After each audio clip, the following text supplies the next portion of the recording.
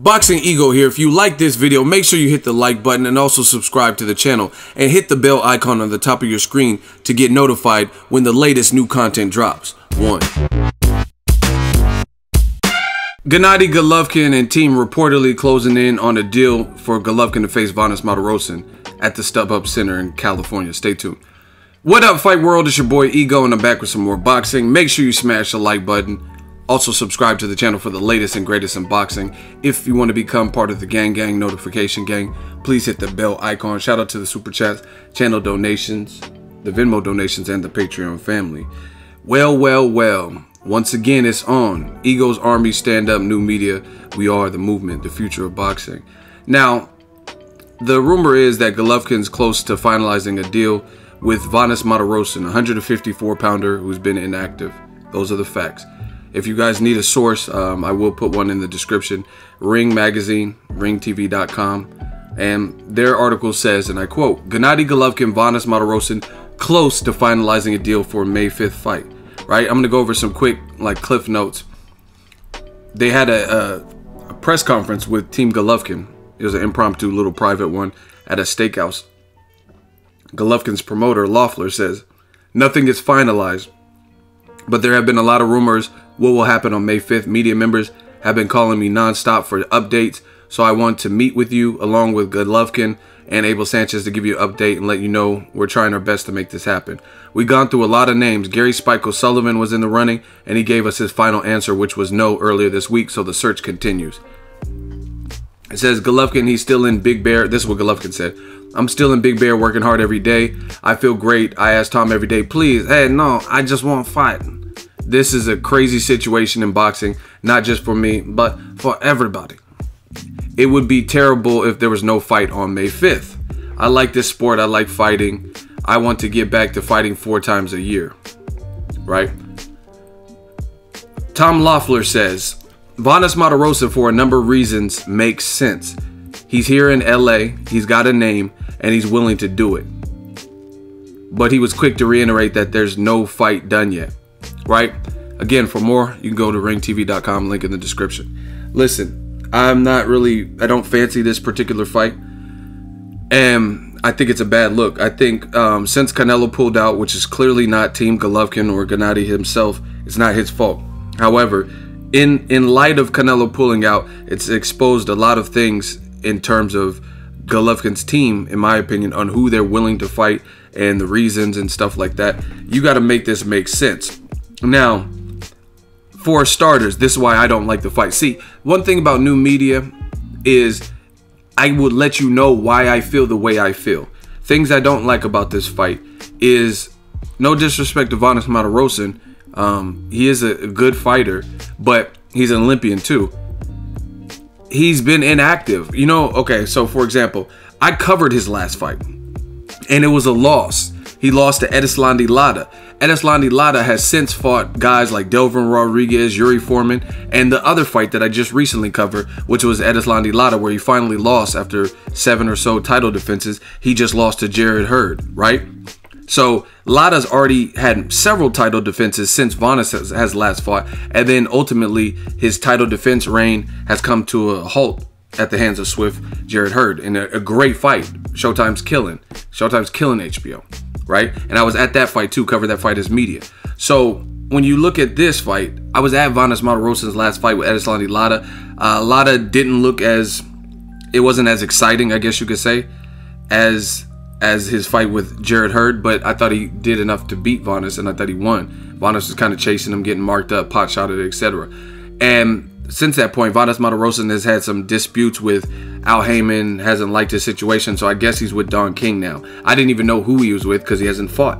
You know what I mean? So I haven't seen him fight since. And just to further put that, I know for a fact about this fight because I sat with some of my media friends. I sat with Dante's Boxing Nation, and Michelle Joy Phelps for this particular fight. Do you know how many fights I've covered since this fight? You know how many fights they've covered since this fight? So that just goes to show you how long ago this was that Martirosyan has actually been in the ring, right? To put it into a deeper perspective, Vanes last fought in May. It was late May 2016. That is the same exact month as Canelo Alvarez versus Amir Khan when he knocked out another fight I covered.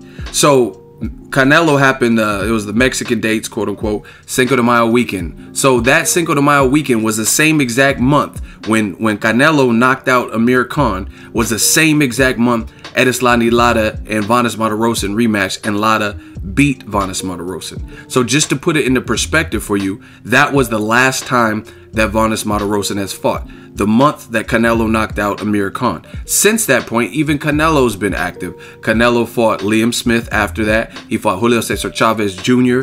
and he's fought Golovkin, and he was signed up to fight Golovkin. So potentially 3, almost 4, if he didn't have the clenbuterol situation, he would have had, that would have been his 4th fight if the May 5th fight still happened. But for obvious reasons, Canelo's out of the May 5th equation, right? Vanes Martirosyan hasn't fought at all.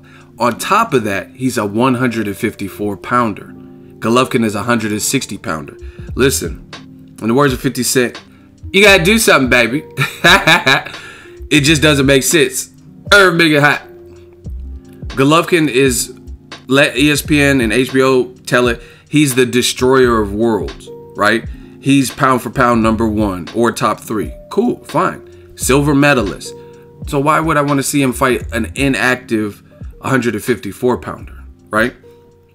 Remember when Andre Ward was inactive with legal trouble and injury? People were calling him inactive Ward and stuff like that. They were critiquing and criticizing him fighting Sullivan Barrera, who was undefeated at the time and an 80+% knockout percentage. Then they criticized him fighting Alexander Brand, knowing, I know personally, because I talked to him, knowing personally Andre Ward, they reached out to other people, and I know some of the names, but it's not even, it holds no weight now. Ward's retired, but they reached out to people and they declined because it's Andre Ward who wants to, get that work.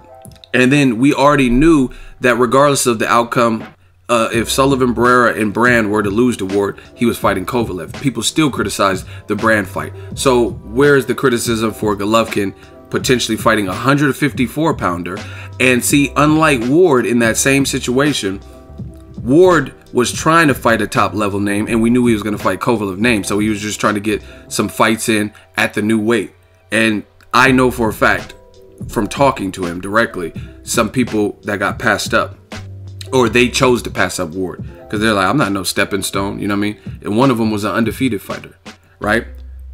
But that's not the case with Golovkin. Gennady Golovkin has been called out by his mandatory with the IBF, Sergey Derevyanchenko, Lou DiBella. Lou DiBella so much to the point where they said if Derevyanchenko doesn't get his mandatory shot, then they're trying to petition and potentially get Golovkin stripped, right? So why is Golovkin looking in a different direction?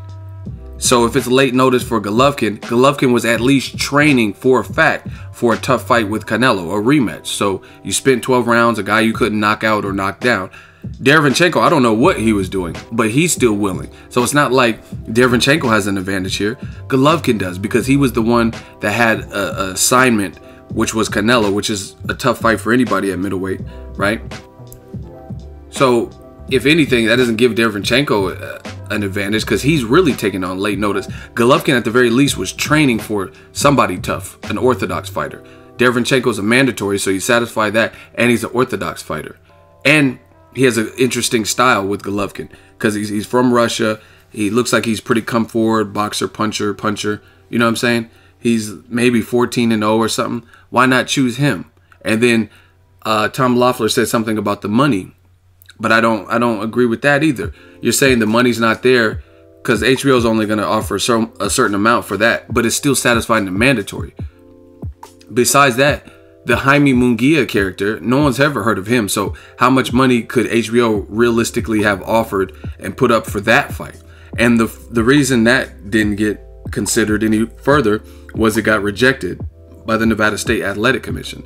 So slowly but surely, I feel like the walls are closing in. And in lieu of Canelo pulling out, it's reflective of Team Triple G and their intentions of what they're trying to do. Why match him with an inactive 154 pounder, right? Who hasn't fought since the same month Canelo knocked out Amir Khan. Amir Khan disappeared. He's the same thing. But you know that, listen, I just thought of another great point. New media. Amir Khan, I just told you, he fought on the same month that Vanes Martirosyan last fought, and he hasn't fought since. But guess what? That's why the silver medalist in that equation is fighting a Phil LaGreco, someone that Errol Spence Jr. knocked out already, right? Someone that lost to Sean Porter. He's fighting someone like that because he has to get his bearings back. Meanwhile, the silver medalist in this equation, Gennady Golovkin, is talking about fighting the inactive guy. You know what I mean? And for Vanes Martirosyan to move up 6 pounds, right, from 54, junior middleweight, to middleweight on top of inactivity, I just don't see that as being a needed fight or a fight that really proves or means much. You get what I'm saying? Like, Amir Khan, I think he's doing what's right. He ain't fought in 2 years, 2+ years, or whatever it's been, since 2016. So he's taking a Phil LaGreco type of fight. Vanes Martirosyan is going at the top of the totem pole. You know what I mean? Until otherwise proven, Golovkin is the best middleweight. You know what I mean? And once again, ESPN, HBO, they say Golovkin's #1 pound for pound and top 3. So why are we not critical of this? Even in lieu of a CANELO fucking up. I get that. But guess what? Deontay Wilder had a Polish opponent, Andrzej Wawowski or whatnot. This is not too long ago. So this should be still in people's memory. Wilder had an opponent who was doping. Failed a drug test, a VADA test with the WBC clean boxing program. And guess what? His replacement was an undefeated Gerald Washington, who's 6'6", can box, had been in there with Amir Imam, had been in there and beat him, in my opinion. I think they said it was a draw. And he had been in there with like Fast Eddie Chambers, things like that. In shape dude, used to play football, etc. That was Wilder's late replacement. Lennox Lewis and Vitaly Klitschko was done on a moment's notice because of a pullout. I think they had like a week or two, right? And that fight was made. And it was an instant classic. You know what I mean? It was a great fight.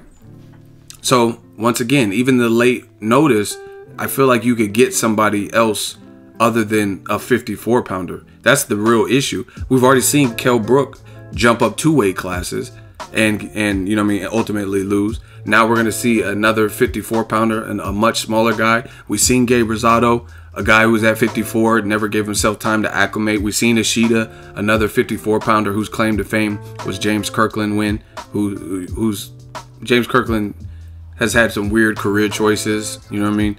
Firing Ann Wolfe before the Canelo fight, disappearing, robbing a bank, you know what I'm saying? Just weird things have happened in his career, inactivity, things like that. So I expected more from Golovkin, even at late notice, because you look at it. Another situation, I could do this all day. Adrian Broner is coming off of a loss. He was supposed to fight, he come off loss to Mikey Garcia, supposed to fight against Omar Figueroa, which stylistically presents problems. The style that Omar Figueroa has, volume puncher, tough, taller than Broner, lets his hands go, confident, amateur background, that could present problems to Broner. Omar Figueroa says he has a rib injury, so he pulled out of the fight, and Broner is still fighting Jesse Vargas, which is a Showtime last-minute replacement, right? Broner is coming off a loss. Triple G is undefeated and an Olympic silver medalist, and they're talking about him fighting Vanes Martirosyan because of a late replacement. So HBO to me is getting slaughtered. If they make this fight, I don't think HBO should not give Golovkin a date. But if you have this much of a struggle where you don't feel you have enough time to prepare for Demetrius Andrade or Derevchenko, this is the quote-unquote Mexican dates. Cancel the date, and I would rather wait.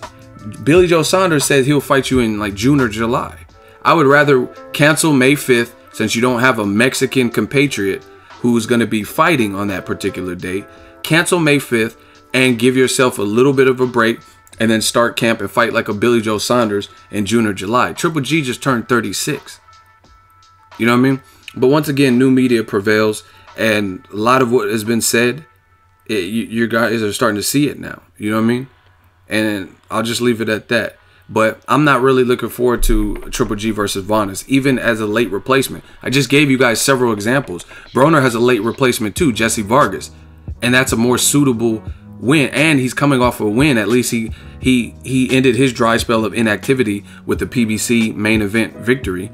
And he stays in shape because I interviewed him last week, I think it was. And he was already in shape. So he's ready to go. And he's a guy with experience. And he's a guy who's bigger than Broner, technically. You know what I mean? Height, he's like 5'10", yeah, about 5'10". Broner's much shorter than him. Vanes Martirosyan, he's an Olympian, but he's also a guy who's been inactive, and he would be moving up in weight. So I don't think they did a good job, and HBO's getting crushed if these are your last minute substitutes. You know what I mean? All of them. Everyone that I've heard really potential candidates like Jaime Munguia, Gary Spike O'Sullivan, and now Vanes Martirosyan, they've all been pretty terrible.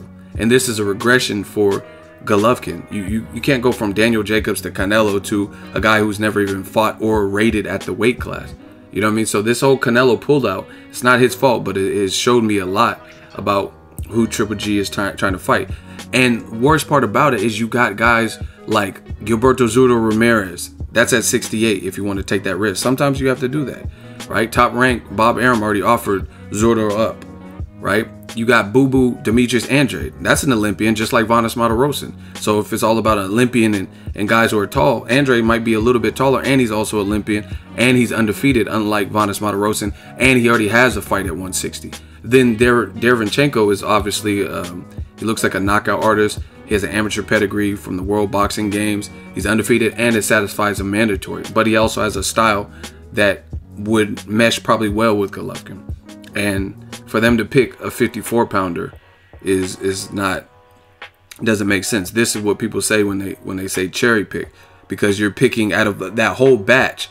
Not that Vanes Martirosyan is terrible, but a guy coming off a long layoff, a guy coming off of like that type of inactivity, plus coming up in weight, everything is not in his favor. You know what I mean? Everything is actually against him. Versus Demetrius Andrade doesn't even have that type of inactivity. And it's funny to me because when you have black fighters, a lot of times their worst moments or things that happen in their career, they're constantly blasted and broadcast. Like when Andre Ward went through that inactivity, Demetrius Andrade has had inactivity, Rigondeaux has had inactivity. You know what I'm saying?